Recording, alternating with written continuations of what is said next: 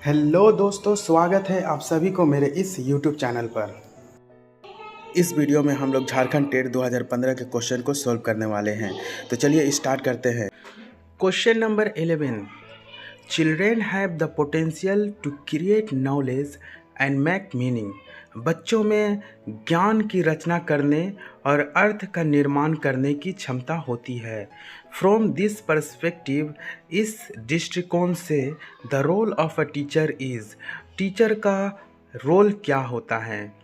Option 1 negotiator, option 2 communicator and lecturer, option 3 facilitator, option 4 director. As per NCF 2005, role of a teacher is facilitator. NCF 2005 के अनुसार teachers का role as a facilitator होता है। A teacher creates such an environment of learning. एक teacher ऐसा learning का environments बनाता है where student realise their potential, जहाँ बच्चे स्टूडेंट्स अपनी क्षमता को रियलाइज करते हैं। And make meaning of knowledge, और अपनी और अर्थ का निर्माण करते हैं। इसीलिए इसका सही आंसर ऑप्शन 3 फैसिलिटेटर होगा। Question number 12। Which one of the following is not a characteristic of gifted children? इनमें से कौन गिफ्टेड चिल्ड्रेन की कैरेक्टरिस्टिक्स नहीं है।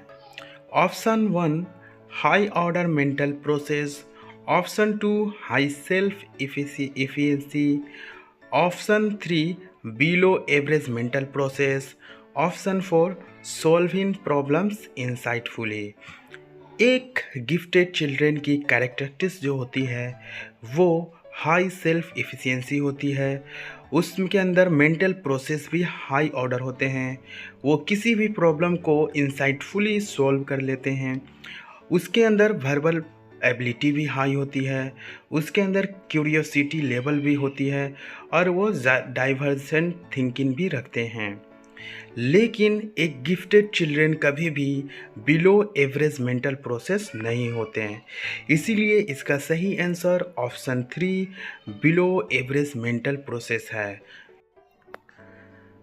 Question number 13। According to the pre conventional level of Kohlberg's theory, to which of the following would an individual turn when making a moral decision?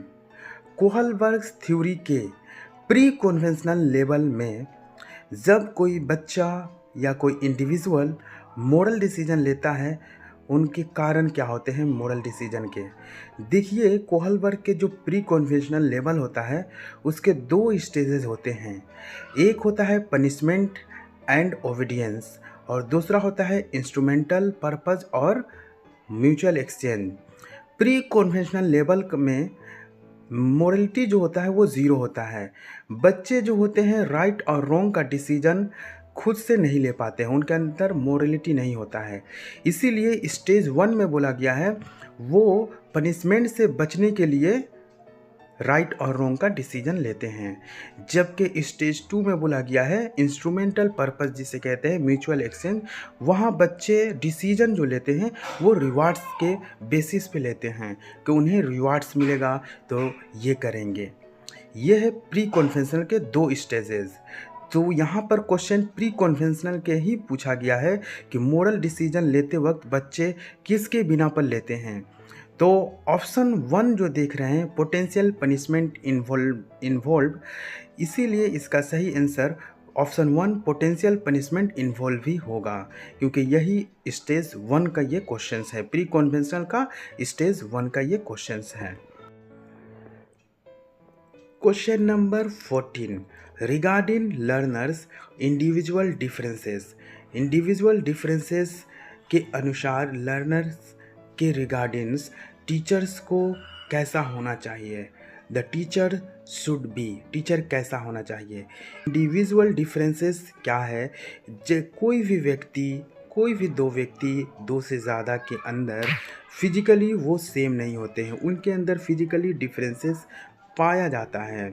या तो उनके culture में डिफरेंस पाया जाता है या उनके thinking, intelligence, personality, emotions and another aspect से भी डिफरेंस पाए जाते हैं।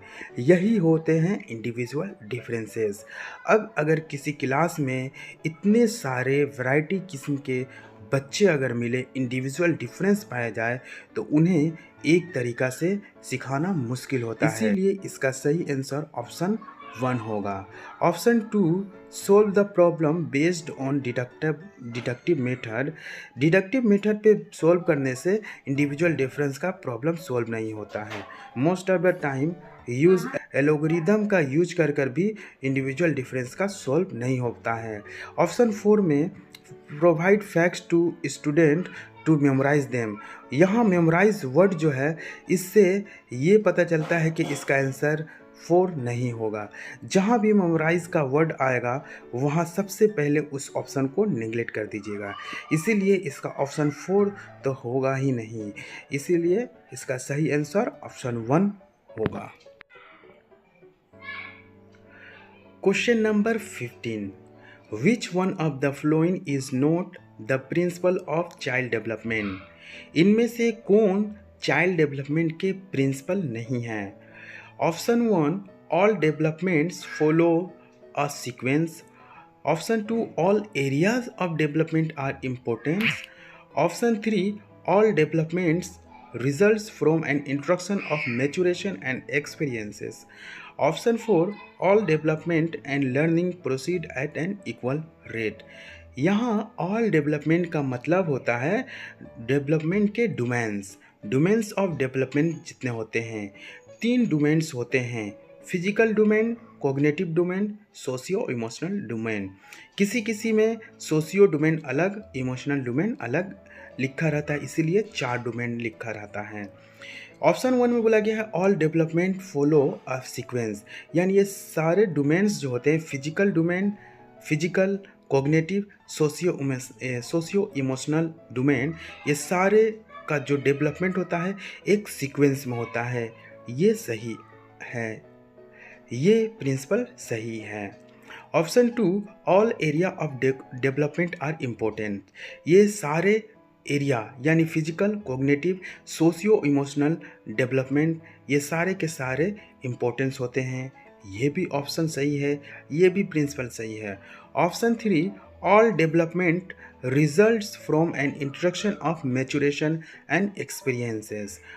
इसमें से तीनों जो डोमेन्स होते हैं वो मैच्योरेशन और एक्सपीरियंस के इंट्रैक्शन का ही नतीजा के वजह से होते हैं। यानी यहाँ मैच्योरेशन का मतलब होता है हेरिडिटी और एक्सपीरियंस का मतलब होता है इन्वायरमेंट। हेरिडिटी और इन्वायरमेंट का इंट्रैक्शन का ही नतीजा से ही फिजिकल, कॉग्निटिव, सोशियो इमोशनल ये सारे डेवलपमेंट होते हैं।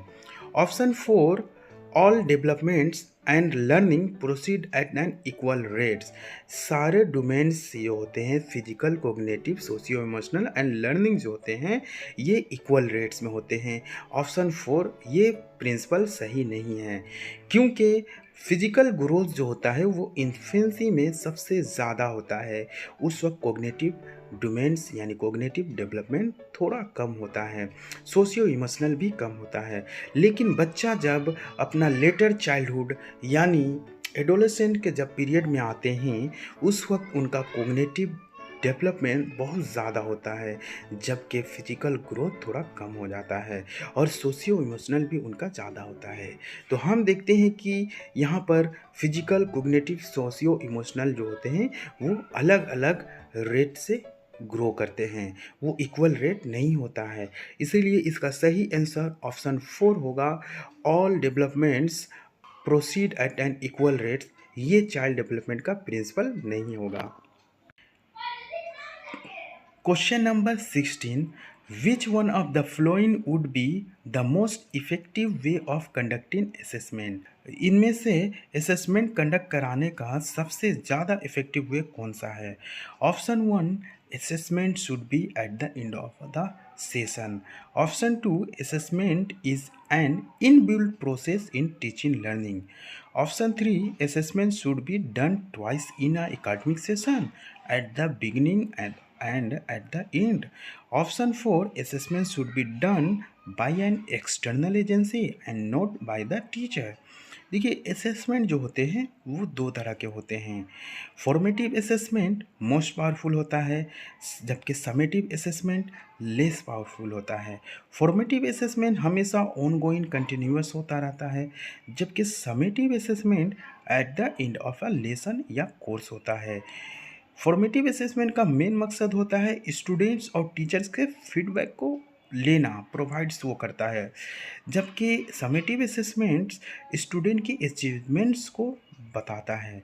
फॉर्मेटिव असेसमेंट्स का एग्जाम्पल अगर देखा जाए तो ये Qs, class discussion, self assessment होता है, जबकि समेटिव असेसमेंट का एग्जाम्पल फाइनल एग्ज़ाम यानी हाफ ईयरली और एनुअल एग्ज़ाम होता है, स्टैंडर्डाइज टेस्ट होता है। ऑप्शन 1 में यही कहा गया है कि assessment should be at the end of the session. सबसे ज़्यादा इफ़ेक्टिव वे यही होता है, इसीलिए इसका सही आंसर ऑप्शन 1 होगा। ऑप्शन 3 में बोला गया है assessment should be done twice in an academy. Assessment को साल में 2 बार लेने से असेसमेंट इफ़ेक्टिव वे नहीं होता है। असेसमेंट को अगर कोई बाहर से एजेंसी ले रहा है या टीचर्स नहीं ले रहे हैं तो भी वो इफ़ेक्टिव नहीं होता है, इसीलिए इसका सही आंसर ऑप्शन 1 होगा। Assessment should be at the end of the session.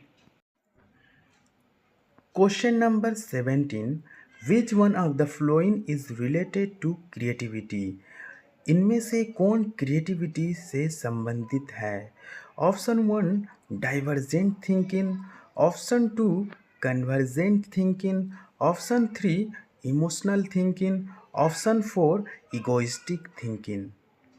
देखिए क्रिएटिविटी जिसके अंदर भी होता है वो जो होते हैं ability to solve the problem by more than one approach, यानी वो एक से ज़्यादा अप्रोच कर कर किसी भी प्रॉब्लम को सॉल्व करने की क्षमता रखते हैं, और उनके अंदर क्षमता होती है ability to generate new idea, original idea, और उनके अंदर न्यू आइडियाज़ और ओरिजिनल आइडिया बनाने का भी एक क्षमता होती है। और जिसके अंदर ये पाए जाते हैं जिसके अंदर ये क्षमता होती है वो डाइवर्जेंट थिंकिंग वाले होते हैं, इसीलिए इसका सही आंसर ऑप्शन 1 डाइवर्जेंट थिंकिंग होगा।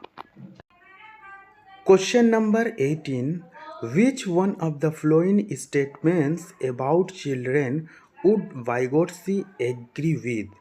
नीचे दिए गए चिल्ड्रेन के बारे में जो स्टेटमेंट्स है वाइगोट्सी इनमें से किस स्टेटमेंट से एग्री हैं? Option 1, children learn through social interaction with peers and adults. Option 2, children learn when they are offered lucrative rewards. Option 3, children's thinking can be understood by conducting laboratory experiment on animals. Option 4, children are born evil and need to be controlled through punishment. Vygotsky ने जो learning का theory दिया था उसमें कहा था कि socio culture theory हैं, यानी बच्चे जो सीखते हैं वो कल्चर, थॉट और लैंग्वेज ये तीनों का ज़्यादा इम्पोर्टेंस होता है, वो सोशल इंटरेक्शन के जरिया ही सीखते हैं बच्चे। इसीलिए ऑप्शन 1 जो है children learn through social interaction with peers and adults, यानी चिल्ड्रेन जो होते हैं वो सोशल पीयर्स और एडल्ट्स के जरिए जो इंटरेक्शन होता है सोशल, उन्हीं के जरिए सीखते हैं। ऑप्शन 1 इसका सही आंसर होगा। ऑप्शन 2 कहा गया है children learn when they are offer lucrative rewards, उन्हें रिवार्ड्स देकर अगर सिखाया जाए गुड्सी एग्री नहीं है। तीसरा नंबर कहा गया children's thinking can be understood by the conducting laboratory experiment on animals. अब किसी एनिमल्स पे एक्सपेरिमेंट लेबोरेटरी में किसी एनिमल्स पर एक्सपेरिमेंट किया जाए और चिल्ड्रेन की थिंकिंग के ऊपर उसको अप्लाई किया जाए तो ये भी इससे भी वाइगोट्स्की एग्री नहीं है, क्योंकि ये ज़्यादातर बिहेवियरिस्ट करते थे, जबकि वाइगोट्स्की जो है वो कंस्ट्रक्टिविस्ट हैं। Option 4, children are born evil, children जो होते हैं वो शरारती पैदा होते हैं and need to be control through punishment, और उन्हें पनिशमेंट से कंट्रोल किया जाएगा। इस स्टेटमेंट से भी वाइगोट्स्की एग्री नहीं है, इसलिए इसका सही आंसर ऑप्शन 1 होगा। क्वेश्चन नंबर 19, चिल्ड्रेन्स आर, बच्चे हैं, option 1, curious beings who use their own logic and ability to explore the world around them.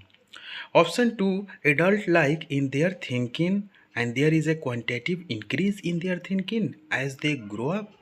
Option 3, like empty vessels in which knowledge given by the adults is filled. Option 4, passive being who can produce exact copy of information transmitted to them. यहाँ देखिए John Locke का एक statements है। उन्होंने कहा था children like an empty vessels in which knowledge is given by adults. Children एक empty vessels के जैसा होते हैं जिनमें टीचर्स या एडल्ट्स के जरिए नॉलेज को फिल किया जाता है। इसके अलावा जॉन लॉक ने टेबुला रासा का एक कॉन्सेप्ट दिया था जिसका मतलब होता है ब्लैंक स्लेट, यानी स्टूडेंट जो होते हैं वो बिल्कुल खाली एम्प्टी वेसल्स यानी ब्लैंक स्लेट यानी टेबुला रासा होते हैं जिनके अंदर नॉलेज दिया जाता है, ये जॉन लॉक कहते हैं। जो कि आप देख सकते हैं ऑप्शन 3 में कहा गया है like empty vessels in which knowledge is given by the adult is filled. जबकि जीन पियाजे जो हैं इनका कहना है कि children are curious being and little scientist. Childrens जो होते हैं वो बहुत ज़्यादा क्यूरियस होते हैं और एक लिटिल साइंटिस्ट हैं who use their own logic and have ability to explore the physical world around them, जो अपने लॉजिक का यूज करके अपने फिजिकल वर्ल्ड के चारों तरफ जो होते हैं उन्हें एक्सप्लोर करते हैं, उनके अंदर एबिलिटी होता है टू एक्सप्लोर न्यू थिंग्स। तो यहाँ चिल्ड्रेंस जो होते हैं और जॉन लॉक जो होते हैं उनका स्टेटमेंट बहुत पहले का है, अभी जीन पियाजे नए हैं, इसीलिए इसका आंसर ऑप्शन 1 और 3 दोनों हो सकता है। लेकिन मॉडर्न में क्योंकि जीन पियाजे हैं इसीलिए इसका सही आंसर ऑप्शन 1 होगा। Childrens are curious being who use their own logic. Childrens जो होते हैं क्यूरियस होते हैं और अपना लॉजिक का यूज करके एंड एबिलिटी अपना एबिलिटी को यूज करके क्या करते हैं to explore world around them, अपने आसपास के जो वर्ल्ड फिजिकल वर्ल्ड है उनको एक्सप्लोर करते हैं। इसका सही आंसर क्या हो जाएगा ऑप्शन 1।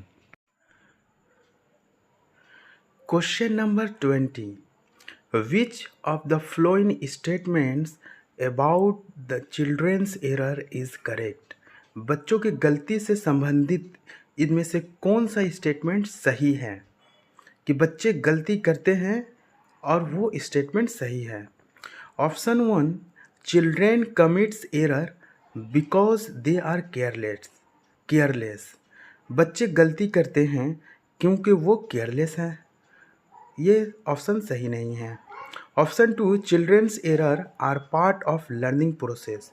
बच्चों की गलतियाँ सीखने की प्रक्रिया का ही एक पार्ट्स है, ये ऑप्शन सही है।